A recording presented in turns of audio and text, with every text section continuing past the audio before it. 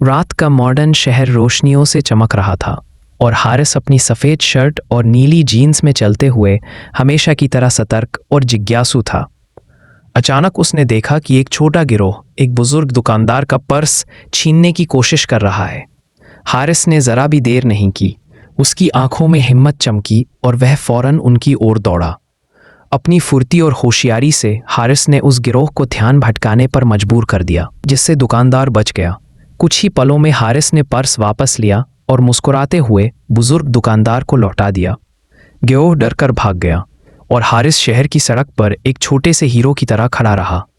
घर लौटते हुए उसके चेहरे पर गर्व भरी मुस्कान थी, जैसे उसने एक रोशनी से भरा फर्ज निभा दिया हो। जैसे ही हारिस आगे बढ़ा, उसकी नज़र एक चमकती हुई सीसीटीवी कैमरे पर पड़ी।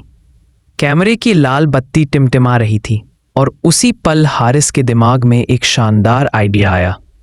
उसने तुरंत मोबाइल निकाला और शांति से लेकिन ज़रूरी लहजे में पुलिस को कॉल कर दिया।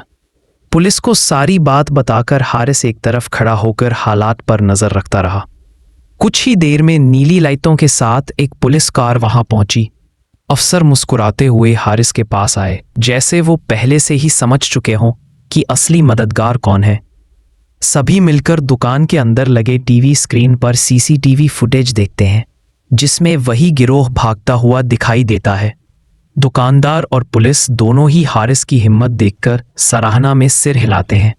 अगली ही सुबह एक छोटा सा समारोह रखा जाता है, जहां हारिस को बहादुरी का सर्टिफिकेट दिया जाता है। लोग ताली बजाते हैं, गुब्बारे उड़ते हैं और हर चेहरा खुशियों से भरा होता है। शहर की दीवार पर एक नया पोस्टर लगाया जाता है, सिटी का यंग हीरो हारिस। हारिस हल्की सी शर्मीली मुस्कान के साथ उसे देखता है, जबकि बच्चे उसकी तारीफ करते नहीं थकते। उस दिन घर जाते हुए भी हारिस रुकता नहीं। वह एक छोटी लड़की को सड़क पार करवाता है, जैसे अच्छाई अब उसकी रोजमर्रा की आदत बन गई हो। रात को शहर की रोशनी के बीच एक छत पर खड़ा हारिस अपने सफ़ेद शर्ट और नीली जीन्स में चमकता हुआ दिखाई देता है, शांत, बहादुर और बिल्कुल एक सच्चे हीरो की तरह।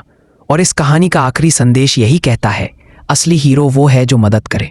प्लीज़ लाइक, शेयर, सब्सक्राइब और कमेंट ज़रूर करें।